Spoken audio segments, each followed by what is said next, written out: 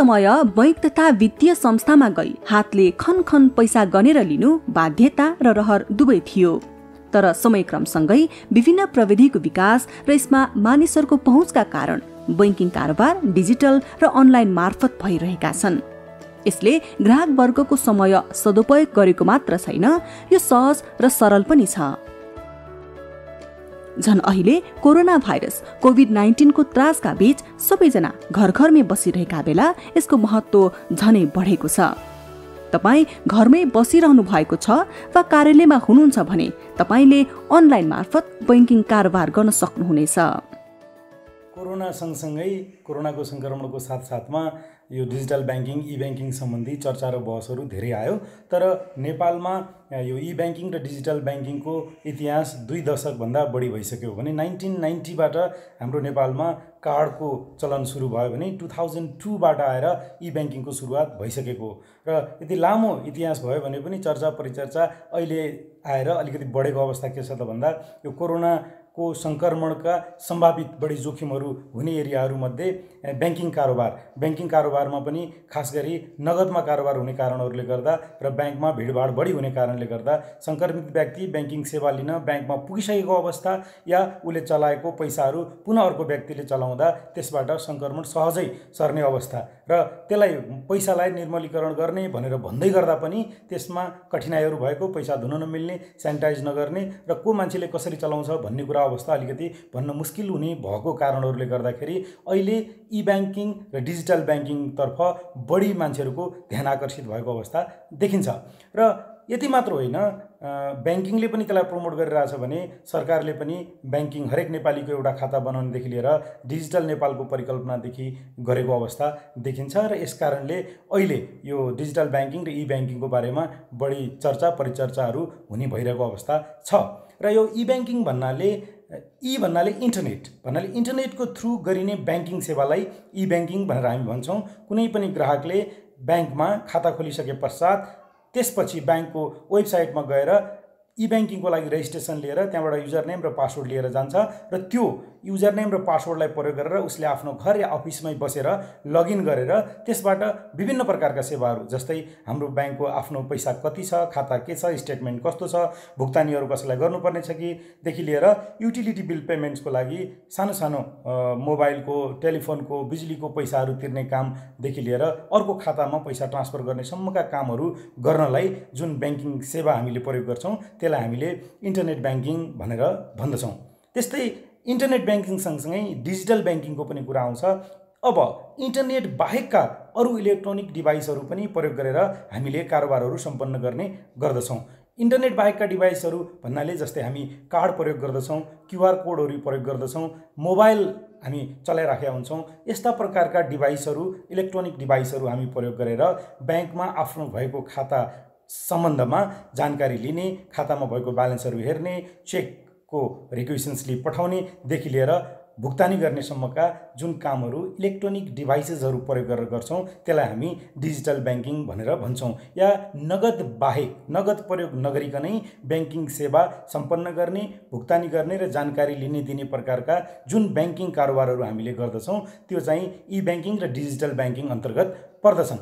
र यस्तो ई ब्याङ्किङ र डिजिटल ब्याङ्किङ अहिले अवस्थामा सेवाहरू के कस्तो भइरहेको छ त भनेर हामीले जब कुरा गर्नु पर्यो भने हामी हेर्दै जाँदाखेरि इन्टरनेट ब्याङ्किङको थ्रु हामी के गर्न सक्छौँ त भनेर हामीले कुरा गऱ्यौँ भने इन्टरनेट ब्याङ्किङ मार्फत हामीले हाम्रो स्टेटमेन्टहरू लिने, त्यसपछि गएर चेकको रिक्वेसन स्लिप पठाउने, ब्याङ्कमा भएको ब्यालेन्सहरू हेर्ने, एउटा खाताबाट अर्को खातामा पैसा ट्रान्सफर गर्ने, भुक्तानीहरू दिने प्रकारका कामहरू इन्टरनेट ब्याङ्किङबाट अहिले गरिरहेको अवस्था छ भने हामीले स्यालेरीको पेमेन्टहरू समेत पनि हामी अफिसमै या घरमै बसेर कर्मचारीहरूको खातामा इन्टरनेट ब्याङ्किङ प्रयोग गरेर भुक्तानी गरेको अवस्था इन्टरनेट ब्याङ्किङबाट छ।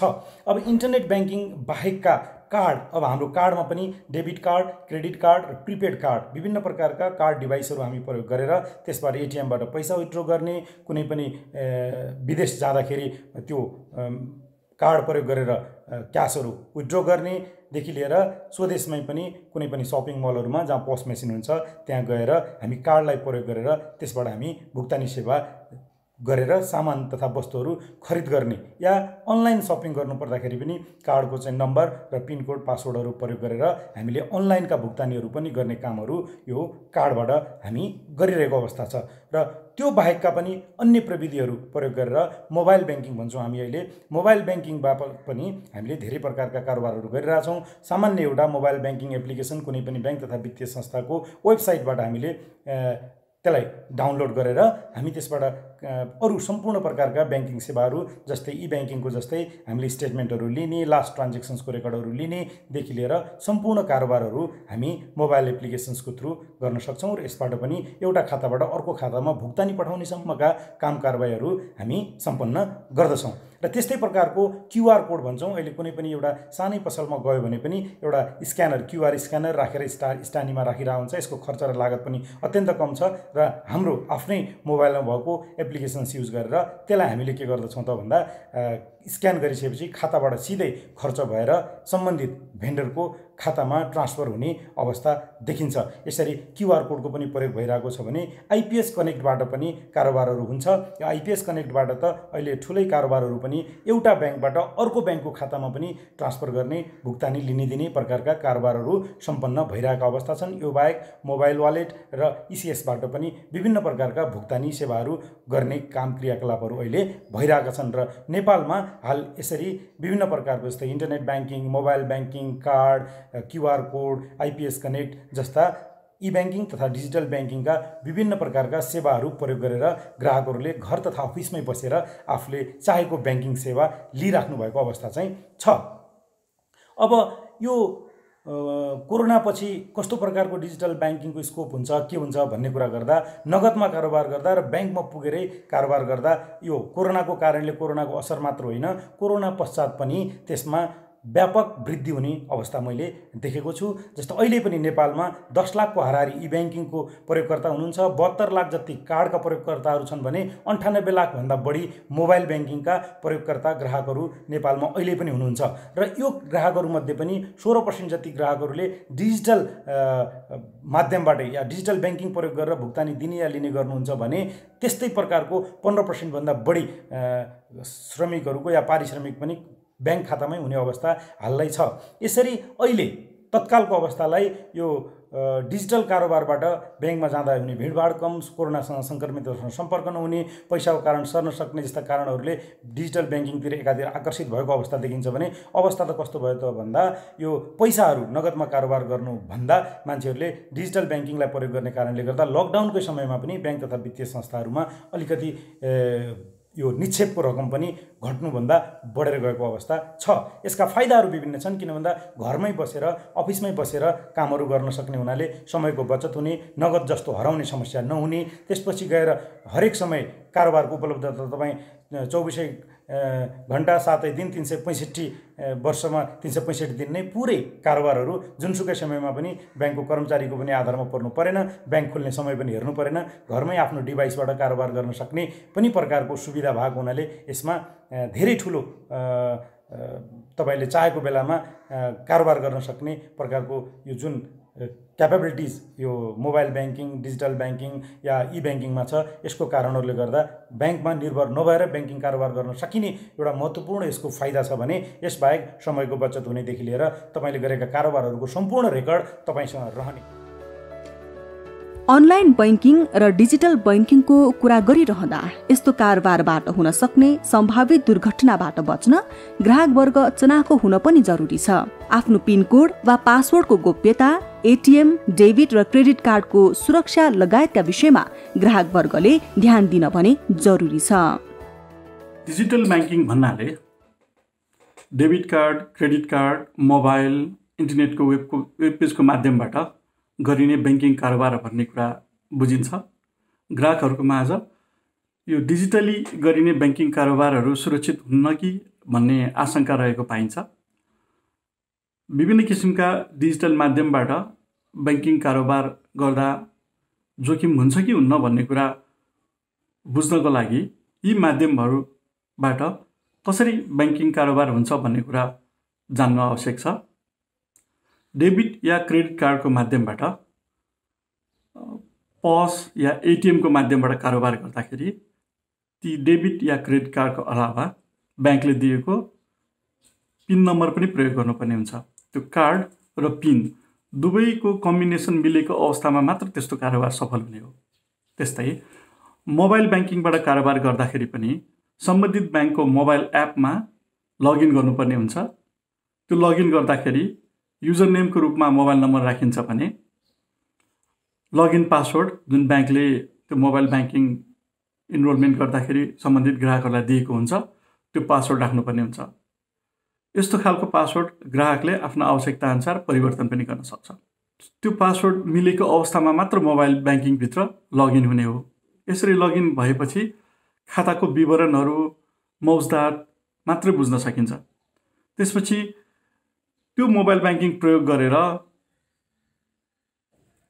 अरू कुनै व्यक्तिको खातामा पैसा रकमान्तर गर्नको लागि या युटिलिटी पेमेन्ट जस्तो विद्युतको बिल भुक्तानी या खानेपानीको बिल भुक्तानी या हवाई टिकट, सिनेमाको टिकटहरू खरिद गर्ने विभिन्न किसिमका अहिले कारोबारहरू गर्न सकिन्छ। ती कारोबार गर्ने क्रममा अर्को एउटा पासवर्ड माग्छ जसलाई चाहिँ ट्रान्जेक्सन पासवर्ड भनिन्छ। त्यो ट्रान्जेक्सन पासवर्ड भेरिफाई भएको अवस्थामा मात्र त्यस्तो खालको आर्थिक कारोबार सफल हुने हो। त्यस्तै इन्टरनेट ब्याङ्किङबाट कारोबार गर्दाखेरि पनि सबैभन्दा पहिला ब्याङ्कको इन्टरनेट ब्याङ्किङको वेब पेजमा लगइन गर्नुपर्ने हुन्छ, जुन लगइन गर्नको लागि ब्याङ्कले दिएको युजर नेम र पासवर्ड हामीले प्रयोग गर्नुपर्छ। र यसरी लगइन गरिसकेपछि आफ्नो खाताको विवरण मात्र देखिने हो। र त्यहाँबाट अरू किसिमका आर्थिक कारोबारहरू गर्दाखेरि अर्को एउटा पासवर्ड राख्नुपर्ने हुन्छ जसलाई ट्रान्जेक्सन पासवर्ड भनिन्छ। ट्रान्जेक्सन पासवर्ड ओटिपीको रूपमा ब्याङ्कले पठाउने गर्छ। ओटिपी भन्नाले हरेक कारोबार गर्दाखेरि त्यो कारोबार गर्नको लागि ब्याङ्कले एउटा छुट्टै पासवर्ड जेनेरेट गर्छ र जुन पासवर्ड ग्राहकको मोबाइलमा एसएमएसको रूपमा या इमेलमा पनि पठाउन सक्छ। त्यसरी प्राप्त भएको वान टाइम पासवर्ड राखिसकेपछि बल्ल त्यस्तो आर्थिक कारोबार सफल हुने हो। यसरी विभिन्न माध्यमबाट ब्याङ्किङ कारोबार गर्दाखेरि विभिन्न चरणमा विभिन्न किसिमका पासवर्डहरू मिलेको अवस्थामा मात्र कारोबार सफल हुने हुनाले र ती पासवर्ड र पिन सम्बन्धित ग्राहकलाई मात्र थाहा हुने हुनाले डिजिटल ब्याङ्किङको माध्यमबाट गरिने कारोबारहरू पूर्ण रूपमा सुरक्षित छ। ब्याङ्कहरूले आफ्नो ग्राहकहरूलाई यी विभिन्न डिजिटल माध्यमबाट कारोबार गर्नको लागि आबद्ध गर्दै गइरहेका छन्। तर पनि नेपालमा ग्राहकहरूको माझमा यी डिजिटली कारोबार गर्ने त्यति धेरै पपुलर भएको देखिँदैन, त्यति धेरै कारोबार गर्ने गरेको देखिँदैन। यो कारोबार बढाउनको लागि सम्बन्धित ब्याङ्कले ग्राहकहरूलाई यी विभिन्न किसिमका डिजिटल माध्यमबाट आबद्ध गर्ने मात्र होइन, ती माध्यमहरू प्रयोग गरेर कसरी कारोबार गर्ने, कसरी सुरक्षित रूपमा कारोबार गर्ने भनेर सिकाउनु पनि आवश्यक छ। यसो गर्न सकेको खण्डमा ग्राहकहरूलाई यी डिजिटल च्यानलबाट कारोबार गर्ने सम्बन्धी ज्ञान हुन्थ्यो र उहाँहरूलाई यसको जोखिमको बारेमा पनि थाहा हुन्थ्यो र यसमा जोखिम छैन भन्ने कुरा उहाँहरूलाई जानकारी हुन्थ्यो र त्यसले गरेर ग्राहकहरू यस्ता खालका डिजिटल च्यानलबाट कारोबार गर्नको लागि उत्साहित हुन्थे। बैंकिङ तथा वित्तीय संस्था र यसका कारोबारहरूको नियमन र सुपरिवेक्षण गर्ने नेपाल राष्ट्र बैंकले यसको नियमन समय समयमा गरिरहेको छ। नेपाल राष्ट्र बैंकले अहिले भन्दा 5 वर्ष अगाडि पेमेन्ट सिस्टम डिपार्टमेन्टलाई छुट्टै पेमेन्ट सिस्टम डिपार्टमेन्टको रूपमा खडा गरेर यस्ता खालका क्रियाकलापहरूलाई चाहिँ अगाडि बढाउन थालेको हो। हुन त त्योभन्दा अगाडि पनि राष्ट्र बैंकको स्वीकृति लिएर वा नलिकन पनि बैंकहरूले डिजिटल पेमेन्टको कारोबार गरेका हुन्, तर यसलाई चाहिँ आधुनिक इरामा लैजानुपर्छ र यसलाई व्यवस्थित गर्दै लैजानुपर्छ भन्ने सन्दर्भमा हामीले प्राइभेट सेक्टरबाट अहिले 13 वटा कम्पनीहरूलाई हामी पेमेन्ट सर्भिस प्रोभाइडर भनेर भन्छौँ, जसले वालेट सञ्चालन गर्ने प्रयोजनको लागि काम गर्छन्। कसैले वालेट चलाउँछन्, कसैले कार्ड चलाउँछन् र जसले बैंक तथा वित्तीय संस्थाहरूभन्दा बाहिर गएर अहिले करिब 31 लाख जति चाहिँ बैंक तथा वित्तीय संस्थाको चाहिँ ग्राहकहरूले चाहिँ मोबाइल वालेटको काम गर्छन् भनेदेखि टोटलमा चाहिँ 98 लाख जति मान्छेहरूले चाहिँ अहिले मोबाइल वालेटको रूपमा काम गरिरहेछन्। 3950 एटिएम मेसिनहरू छन् जसले चाहिँ पैसा झिक्नको लागि मुख्यतः चाहिँ कारोबार गर्छन्, पैसा विथड्रल डेबिट गर्नको लागि।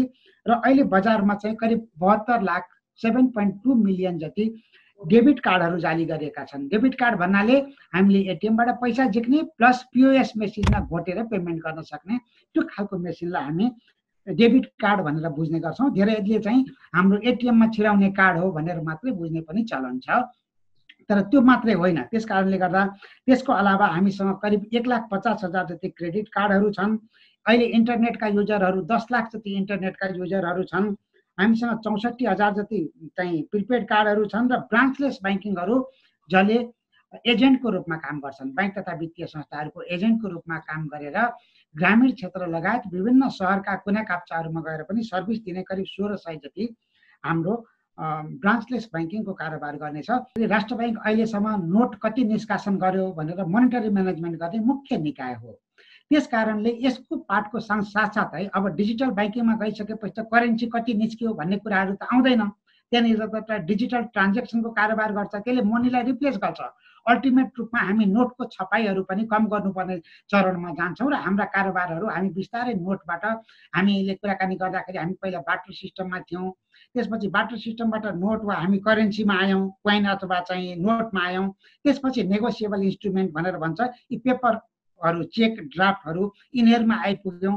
त्यसपछि हामी मोबाइल फाइनेन्सियल सर्भिसेसमा आयौँ, त्यसपछि वालेटमा आयौँ, अहिले हामी क्युआर कोड यस्ता खालका चाहिँ भुक्तानीका उपकरणहरूमा चाहिँ हामी क्रमशः रूपमा गइरहेको बेहोरा म यहाँलाई निवेदन गर्न चाहन्छु।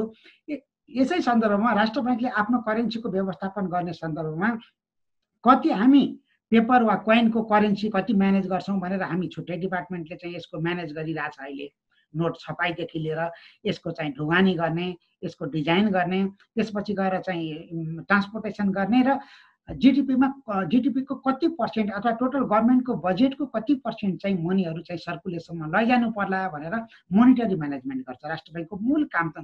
त्यसैलाई सहज गर्ने क्रममा र राष्ट्र ब्याङ्क मात्रै नभएर आम जनतालाई सहज गर्ने क्रममा देश र विदेशमा प्रचलनमा आउने क्रममा अब मोनिटरी म्यानेजमेन्ट गर्ने क्रममा अब डिजिटल करेन्सीले चाहिँ ठुलो पार्ट चाहिँ रोक्दैछ। अब यसै सन्दर्भमा कुराकानी गर्दाखेरि अहिले हामीले अब करिब 5 to 6% जति अहिले डिजिटल करेन्सीको चाहिँ बजार चाहिँ छ।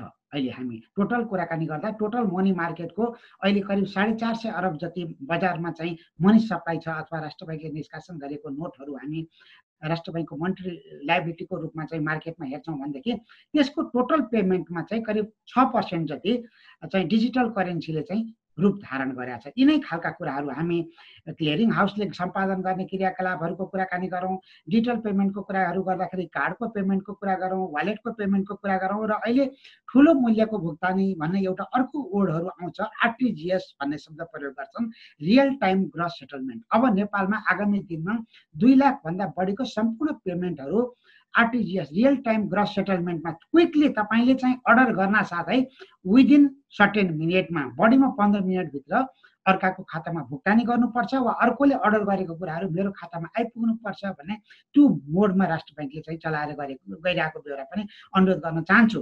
यसको पनि ट्रान्जेक्सन एकदमै बढिरहेछ, करिब दिनको 1200 जति ट्रान्जेक्सन र करिब 40 अरब जतिको ट्रान्जेक्सन भइरहेछ।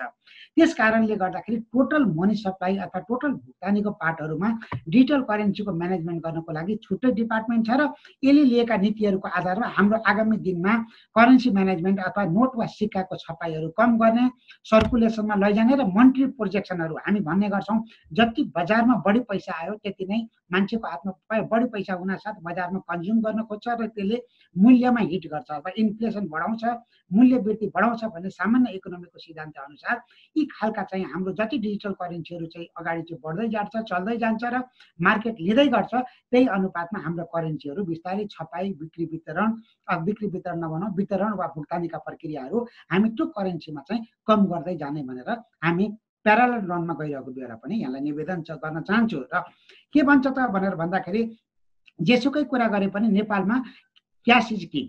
अहिलेसम्म पनि मोर देन 90% को मान्छेहरूले चाहिँ क्यासै प्रिफर गर्छ।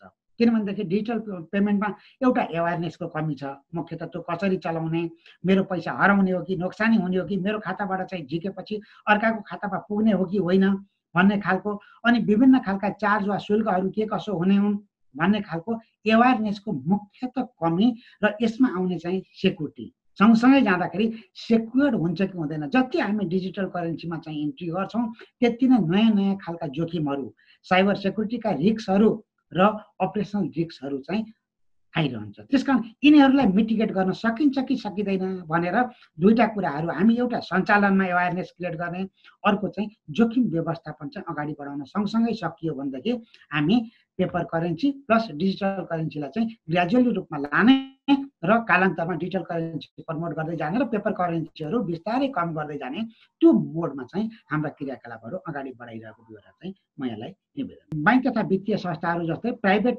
इन्स्टिट्युसनहरू जसलाई स्थापना गर्न दिएका छौँ, हामी सुरुवातको चरणदेखि नै संस्थापकहरू कस्ता प्रकारका मान्छेहरूले यी संस्थाहरू खोल्दैछौँ भनेर संस्थापकहरूको, सञ्चालकहरूको र यसका सिनियर म्यानेजमेन्टहरूको फिट एन्ड पर्पज टेस्ट गर्छौँ। ती मान्छेहरू मार्केटमा क्रेडिबल छन् कि छैनन्, यिनीहरूको विगतको ट्र्याक रेकर्डहरू कस्तो छ, यिनीहरूले बैंक तथा वित्तीय संस्थाबाट लोन लिएर डिफल्टरमा वा कालो सूचीमा परेका छन् कि, यिनीहरू कुनै फाइनेन्सियल क्राइममा परेका छन् कि विगतमा, त्यस्ता मान्छेहरूलाई हामी लाइसेन्सिङ दिँदैनौँ। सुरुदेखि नै यहाँबाटै हामी लाइसेन्स दिने क्रममै हामी चेक गर्छौँ।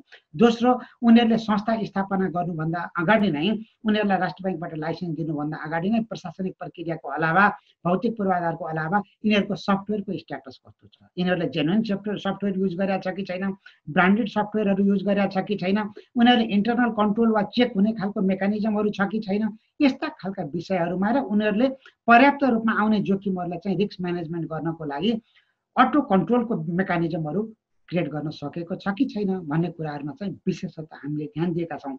यसै सन्दर्भमा ट्रान्जेक्सनको साथसाथै त्यो ट्रान्जेक्सनको इन्टरनल चेक वा कन्ट्रोल कसरी हुन्छ र यी मोबाइल वालेटहरू जो चलाउनेहरू छन् यिनीहरूलाई कुनै ब्याङ्कले एसुरेन्स गरिदिनुपर्छ, उनीहरूले पैसा छुन पाउँदैनन्। यहाँनिर हाम्रो अलिकति बुझ्नुपर्ने हाम्रो मुख्य कुरा के छ त भनेर भन्दाखेरि यिनीहरूले जम्मा वा खर्च गर्नको लागि यिनीहरूले राउटिङ गर्ने, उनीहरूको भाया भएर जाने मात्रै हुन्। मैले क्रिएट गरेको मनी ब्याङ्कमा गएर जम्मा हुन्छ, मैले भुक्तानी गरेको रकम चाहिँ ब्याङ्कको थ्रु अर्को ब्याङ्कमा वा चाहिँ पेमेन्ट हुन्छ। यसरी हरेक यी संस्थाहरूले चाहिँ आफ्ना क्रियाकलापहरू सञ्चालन गर्दाखेरि कुनै एउटा ब्याङ्कमा आफ्नो एकाउन्ट खोलेर ब्याङ्कले सम्बन्धित संस्थाले कुनै बदमासी गर्यो भनेदेखि, यसले कुनै तिर्नुपर्ने दायित्व भुक्तानी गर्न सकेन भनेदेखि त्यसको होल लायबिलिटी चाहिँ म वहन गर्छु भनेर हामीलाई उनीहरू दुईटाको बिचमा भएको एग्रिमेन्टको कपी भइसकेपछि मात्रै हामीले ती मान्छेहरूलाई यो संस्था सञ्चालन गर्नको लागि अन्तिम अनुमति दिन्छौँ। 3 लाइन अफ डिफेन्स अन्तर्गत संस्थाले कसरी कन्ट्रोल गर्छ, त्यो संस्थाको अपरेसन गर्ने एजेन्टहरू हुन्छन्, ती एजेन्टहरूले कसरी कन्ट्रोल गर्छन्, प्लस त्यसको हेड अफिसले मोनिटरिङ मेकानिजमहरू कसरी बनाएको छ, त्यसको अडिट सिस्टम के छ, प्लस साइबर सेक्युरिटी हुन नदिनको लागि हामीले सिस्टम अडिट भनेर भन्छौँ। कम्प्युटरको पनि अडिट गर्ने, त्यसका सफ्टवेयरको अडिट गर्ने, तिनीहरूको वर्क प्रोसिड्युरहरूको अडिट गरेर हरेक वर्ष उनीहरूले चाहिँ रिपोर्ट जेनेरेट गरेर नेसनल वा इन्टरनेसनल रिपोर्टेड फर्म कम्पनीहरूबाट सिस्टमभित्रको अडिट गरेर सबै कुराहरू ट्रु एन्ड ओके अथवा फिगरहरू ओके छ भनेर चाहिँ प्रमाणित गरेर त्यसको रिपोर्ट जेनेरेसन गरेर चाहिँ राष्ट्र ब्याङ्कमा पनि सबमिट गर्नुपर्ने हुन्छ र उनीहरूमा चाहिँ छलफल गर्नुपर्ने हुन्छ। उनीहरूको सिनियर लेभलमा चाहिँ छलफल गरेर त्यसको कमेन्ट सहितको रिपोर्ट चाहिँ सेन्ट्रल ब्याङ्कमा सबमिट गर्नुपर्ने हुन्छ। यस्ता खालका कुराहरूमा चाहिँ हामीले बढी ध्यान दिएको कारणले गर्दाखेरि मलाई लाग्छ नेपालका मोस्ट अफ द ब्याङ्क वित्तीय संस्थाहरू जति सेक्योर्ड छन् यी खालका पेमेन्ट सिस्टमहरू पनि त्यत्तिकै सेक्योर्ड हुँदै जाँदैछन्। अहिले म ब्याङ्कै सरह छन् भनेर म दाबी गर्दिनँ, तर त्यो वेमा उन्मुख गराउनको लागि हामीले निरन्तर रूपमा पहल गरिरहेका, हामीले विभिन्न खालका पोलिसी प्रोसिड्युरहरू जारी गरेका छन्। तिनीहरूले कम्प्लायन्स गर्नुपर्ने, इन्टरनल एक्सटर्नल अडिटहरू गर्नुपर्ने, त्यसपछि गएर चाहिँ उनीहरूले रिपोर्टहरू जेनेरेट गरेर पिरियोडिक रूपमा चाहिँ रिपोर्ट गर्नुपर्ने। मेरो पैसा चाहिँ खाताबाट डेबिट हुन साथै भुक्तानी हुन सकेन भनेदेखि मेरो खाताको हिसाब मिलानहरू यति दिनभित्र हुनुपर्छ भनेर हामीले टाइम तोकिदिएका छौँ। त्यहाँ विभिन्न खालका अनर्स आफ्ना एटिएम मेसिनमा वा अरूमा वा वालेट भएर चाहिँ खर्च भएको पैसाहरू सम्बन्धित ठाउँमा पुग्यो कि पुगेन, टोटल 24 आवरै उनीहरूको रेस्पोन्स टिमहरू राख्नुपर्ने, यस्ता खालका विभिन्न खालका मेकानिजमहरू हामीले तोकिदिएका छौँ। अहिले विश्व नै प्रविधिमय बनिरहेको बेला नेपालले पनि आफ्ना सबै सेवाहरू प्रविधियुक्त बनाउनु जरुरी छ। अझ विशेष गरेर बैंक तथा वित्तीय संस्थाले दिने सेवाहरू झन्झन प्रविधियुक्त बनाउनु आवश्यक छ। तर साथसाथै यसबाट हुन सक्ने सम्भावित दुर्घटनाबाट बच्न स्वयं ग्राहकवर्ग र सम्बन्धित निकायहरू सतर्क हुन पनि जरुरी छ।